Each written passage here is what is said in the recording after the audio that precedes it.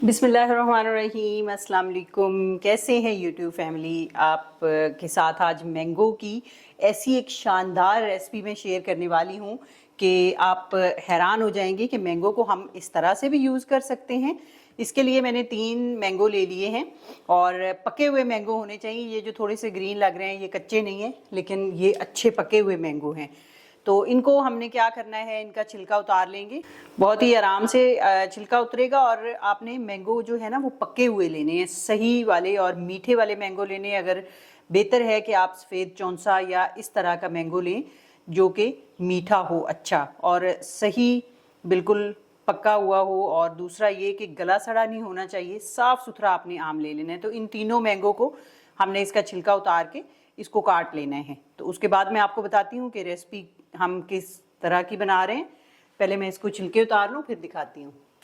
अब यहाँ पे हमने मैंगो का छिलका उतार लिया है और इसको हम काट लेंगे। मैंगो को आप किसी भी तरीके से काट सकते हैं। 2-3 तरीके हैं जिनसे आप मैंगो बहुत ही अच्छा और साफ़ सुथरे तरीके से काट सकते हैं। एक तो ये वाला तरीका है, दूसरा तरीका मैं आपके साथ शेयर करूँ तो दूसरे में आप ये कर सकती हैं कि आप इस तरह करके मैंगो का एक बड़ा सारा पीस लेंगी और इसको आपने बहुत ही ध्यान से इस तरह करके आपने लाइनें लगा लेनी है। काटने का जो तरीका है ना वो भी बड़ा मैटर करता है।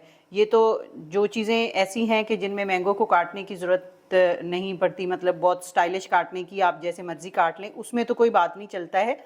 लेकिन इस तरह करके अगर आप काटते हैं ना, जो जिसमें थोड़ा सा प्रेजेंटेबल कटिंग दिखानी होती है, तो ये बहुत ही फाइन क्यूब्स कटती हैं। दूसरा इसमें मैंगो को ना वेस्ट होने का बहुत ही कम चांस रह जाता है। तो ये आप देखें, इसमें बहुत अच्छा सा हम ज़रा सा ऐसे करते हैं ना तो ये बड़े ही आराम से ये इस तरह करके हमें पूरा का पूरा हमें मैंगो पल्प जो है वो मिल जाता है और इसकी बिल्कुल बारीक छिलका रह जाता है। इसी तरह इधर से भी हम साफ़ कर लेते हैं। तो मैंगो को आपने जिस तरीके से भी काटना है आप काट लीजिए और काटने के बाद हम देखते हैं। अब यहाँ पे आप देखें मैंने मैंगो सारे कट कर लिए हैं और इसकी आपने पूरा मैंगो जो है ना गुठली के ऊपर से कोई भी चीज़ आपने एक तो वेस्ट नहीं करनी, दूसरा फिर ना मेजरमेंट का इशू आ जाता है। मैंने मीडियम साइज़ के 3 आम लिए हैं, तो अगर हम गुठली के साथ से सही तरह नहीं उतारेंगे तो इसकी मेजरमेंट जो है वो भी प्रॉब्लम करेगी। तो आपने इस तरह से करके ना पूरी गुठली को भी साफ़ कर लेना है। तो अब हमने अगला स्टेप क्या करना है कि हमने ले लेना है एक ब्लेंडर जार और इसमें हम शिफ्ट कर लेंगे मैंगो को। आप देखते जाइएगा, बहुत ही शानदार रेसिपी बनने लगी है मैंगो के साथ। इसको आप पूरा देखिएगा। यहाँ पे मैंने ले लिया है कॉर्नफ्लोर और कॉर्नफ्लोर मैंने लिया है आधा कप। जैसे मैंगो का पल्प है हमारे पास, तो ये 3 मैंगो हैं और ये तकरीबन हमारा 1 कप के करीब है। और यहाँ पे मैंने ले लिया है पानी, पानी भी 1 कप है। तो ये शामिल कर देंगे और इसको अब हम ब्लेंड करके इसकी बहुत अच्छी सी प्यूरी बना लेंगे, ठीक है। अब यहाँ पे हमने बना लिया है, ये आप देखें प्यूरी, और इसको हमने डाल देना है इसमें। अगर आपके पास मैंगो है ना जिसमें थोड़ा जाला सा होता है तो वो आप फिर उसको छान लीजिएगा प्यूरी को, ताकि साफ़ सुथरी जाले के बगैर प्यूरी हमें मिल जाए। तो इसमें थोड़ा सा पानी डालेंगे और इसको भी इसमें शामिल कर देंगे। अब यहाँ पे हमने जो पल्प डाला था ना, प्यूरी बनाई थी, वो साइड पे रख दी है। अब हमने यहाँ पे एक और पैन ले लेना है, आप फ्राइंग पैन या कुछ भी ले सकते हैं। और ये हमने आधा कप चीनी और 1 कप पानी, आप कोई भी कटोरी का कोई कुछ भी मेजर कर लीजिए, उस हिसाब से आप कर सकते हैं। इसको अभी हमने पकने रखना है। अब हमने इसको पका लेना है। पकाने का मतलब ये है कि हमने बस चीनी डिज़ोल्व होने तक इसको पकाना है। जब चीनी इसमें हल हो जाएगी तो फिर हम अगला प्रोसीजर करेंगे। लेकिन साथ ही इसमें हमने शामिल करना है थोड़ा सा इलायची का पाउडर। सब्ज़ इलायची को आप पाउडर कर लें और 2 पिंच मैंने इसमें डाल दिया। और साथ ही डालेंगे इसमें हम थोड़ा सा फूड कलर। फूड कलर ये मैंने लिया है, ये फूड कलर है, जो जर्दा कलर नहीं हम ले रहे होते हैं। एक तो जर्दा होता है थोड़ा लाइट कलर, एक थोड़ा सा येलो ऑरेंज टाइप कलर होता है, तो ये मैंने वो वाला लिया है। इसको मिक्स कर लेंगे अच्छी तरह। यहाँ पे चीनी डिज़ोल्व हो चुकी है अब हम इसको उतार लेंगे। अब यहाँ पे हमने दोबारा फ्लेम को बिल्कुल स्लो कर देना है और हमने ये मैंगो प्यूरी रख देनी है पकने, जो कि हमने पहले तैयार की। ये हमने साइड पे रखी हुई थी और मैंगो का जो शीरा जो है चीनी का, वो हम इसमें डाल रहे थे और गरम गरम शीरा हम इसमें डाल देंगे और इसको मिक्स करेंगे। अब आपने चम्मच कंटिन्यूसली चलाना है, अब चम्मच चलाना नहीं आपने छोड़ना, ताकि ये अच्छी तरह इसमें मिक्स हो जाए। अब ये थोड़ा सा थिक होना शुरू हो गया है, हमने इसको मुसलसल चम्मच चलाते हुए पकाना है, लेकिन आग बिल्कुल स्लो रखनी है। अगर तेज आग पे पकाएंगे तो इसमें लम्स पड़ जाएंगे, वो आपसे फिर हैंडल नहीं होंगे। तो स्लो आंच के ऊपर मुसलसल चम्मच चलाते हुए पका रहे हैं। अब यहाँ पे आप देखिए इसकी कंसिस्टेंसी थिक होना शुरू हो गई है और शाइनी सा होना शुरू हो गया है। इसको तकरीबन 4 से 5 मिनट लग जाएंगे आपकी इस वाली कंसिस्टेंसी को आते हुए। और जो ही ये इस तरह थिक होना शुरू होगा तो आपने फिर इसको दोबारा से कंटिन्यूसली चम्मच चलाना है और 2 से 4 मिनट के लिए दोबारा पकाना है। यहाँ पे हम मुसलसल इसको चम्मच चलाते हुए पका रहे हैं। आपने बहुत ही इसको पेशेंस के साथ पकने देना है। पहले ये थोड़ा सा थिक हो जाएगा और फिर बीच में एक स्टेज आएगी कि ये हल्का सा रनी हो जाएगा, पतला आपको लगेगा, लेकिन आपने परेशान नहीं होना। उसके बाद ये अपनी असली फॉर्म में आना शुरू होगा। अब ये यहाँ पे थोड़ा पतला हो गया है क्योंकि इसमें चीनी डली हुई है और अब हम इसको जब पकाएंगे तो ये थोड़ा थिक होना शुरू हो जाएगा दोबारा से। और जब थिक होना शुरू होगा तो फिर बहुत ही शाइनी सा इस पे कलर भी आना शुरू होगा और उसके बाद हमने बाकी की चीज़ें ऐड करनी है। रेसिपी को आपने स्किप नहीं करना है, यहाँ पे आप देखिएगा पूरी रेसिपी, इंशाल्लाह आपको पसंद आएगी। अब यहाँ पे देखें ये इसकी कंसिस्टेंसी अब थिक होना शुरू हो गया है ये, लेकिन आपने इसको थोड़ा और पकाते जाना है। जब तक इसकी डिज़ायर कंसिस्टेंसी नहीं आ जाती तब तक हमने पकाना है। और इसको थोड़ा सा और थिक होने के बाद हमने शामिल इसमें करना है अगले जो इंग्रेडिएंट है हमारे। अब यहाँ पे जब ये थिक होना शुरू हो गया तो हमने इसमें डाल देना है घी। यहाँ पे मेरे पास देसी घी है, आप डालडा या देसी जो भी डाल सकते हैं, देसी हो तो बहुत बेहतरीन है। इसमें हमने डालना तो है ज़्यादा, लेकिन हमने 2-2 टेबल स्पून करके हम डालते जाएंगे थोड़ी थोड़ी देर के बाद। यहाँ पे मैंने 2 टेबल स्पून ऐड कर दिया। आपने इसको बहुत ही एहतियात से देखते जाना है कि हम किस किस जगह पे क्या क्या कुछ ऐड कर रहे हैं और किस तरह कंसिस्टेंसी कितनी रहने तक हम पका रहे हैं। पकाना है इसको।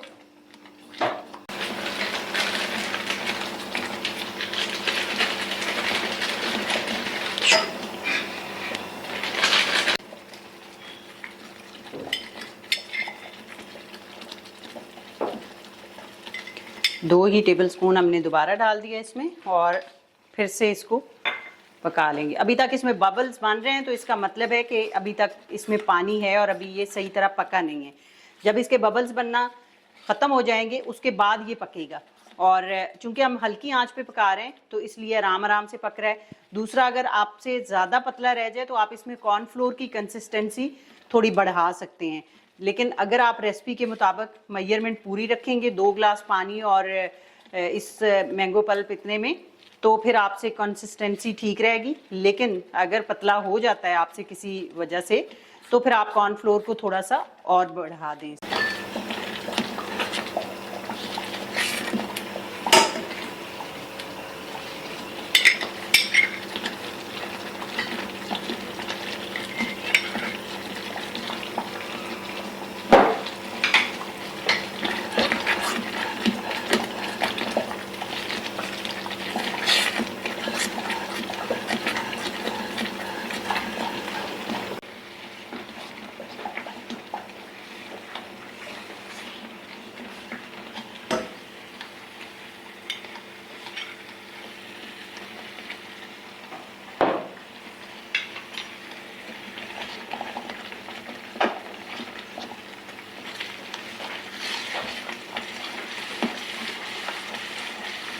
अब यहाँ पे आप देखें ये पेंदे को छोड़ना शुरू हो गया है, तो इसका मतलब है कि ये तकरीबन फाइनल होना शुरू हो गया है, लेकिन अभी भी इसमें बबल्स आ रहे हैं। और जब तक ये पूरी तरह पेंदे को नहीं छोड़ता तब तक हमने इसको पकाना है।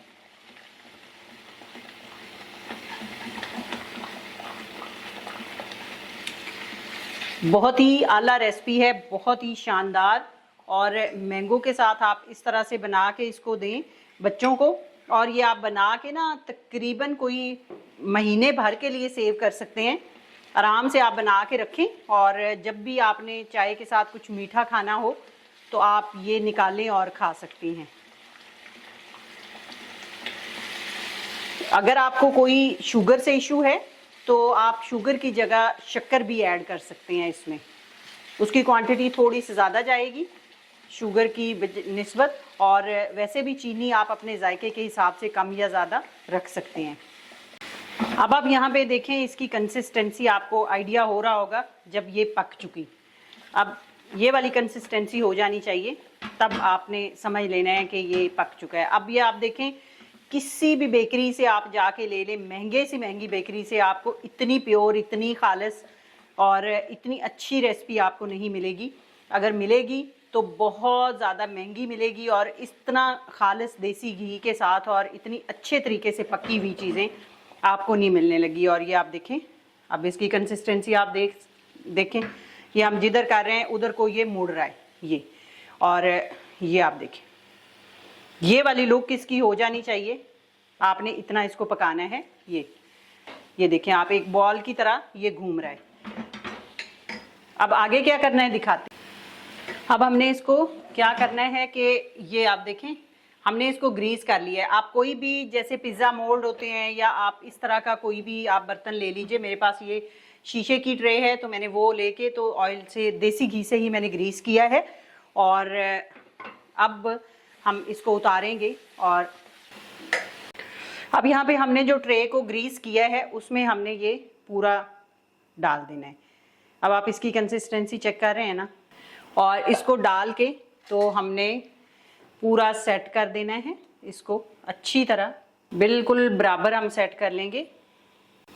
अब यहाँ पे मैंने छोटी ले ली है कंटेनर, मुझे वो बहुत बड़ा लग रहा था तो मैंने छोटा ले लिया। अब इसके ऊपर हमने थोड़े से बादाम कटे हुए डाल देने, आप ड्राई फ्रूट जो भी अपनी मर्ज़ी से डाल लें, और डाल के इसको हमने सेट होने के लिए रख देना है तकरीबन 2 से ढाई घंटे के लिए रूम टेम्परेचर पे। आप चाहें तो इसको ढाँप के फ्रिज में भी रख सकते हैं। तो यहाँ पे आप देखें, तकरीबन इसकी इतनी लेयर आ चुकी है। अगर आपके पास ज़्यादा हो क्वांटिटी में तो आप बड़े में भी सेट कर सकते हैं। आपने किस तरीके से इसको असेंबल करना है, कटिंग करनी है, आप उस हिसाब से डिश सेलेक्ट कर सकते हैं। तो हम इसको 2 से ढाई घंटे के बाद फिर दिखाते हैं आगे क्या करना है। अब यहाँ पे हमारे तकरीबन 3 घंटे हमने इसको छोड़ दिया था, और अब इसको हम कर लेंगे, निकाल लेंगे। थोड़ा सा इसको करेंगे, ये बहुत ही आराम से इस तरह करके निकल आएगा। और अब हम इसको कर लेंगे कटिंग इसकी, ये इस तरह करके, और साथ ही हम इसको काट लेंगे। आप जितनी छोटी बड़ी क्यूब्स आप जिस स्टाइल में भी कट करना चाहें आप उसी तरह से कर सकती हैं इसको। और आप ये चाय के साथ सर्व कर सकती हैं। आप ये बच्चों को वैसे दे सकती हैं, जैसे आप कैंडीज़, टॉफ़ीज़ आप बच्चों को खिला रहे होते हैं तो आप ये चीज़ दे सकते हैं। और यहाँ पे आप देखें वो है, मैं इसकी सारी साइड्स यूँ करके आपको दिखाऊंगी। और आप यहाँ पे देखें, हमने ये पूरी बना ली हैं, और आप इसकी लुक अगर मैं आपको दिखाऊं तो ये आप देखें कितनी आला और कितनी सॉफ्ट ये बनी है।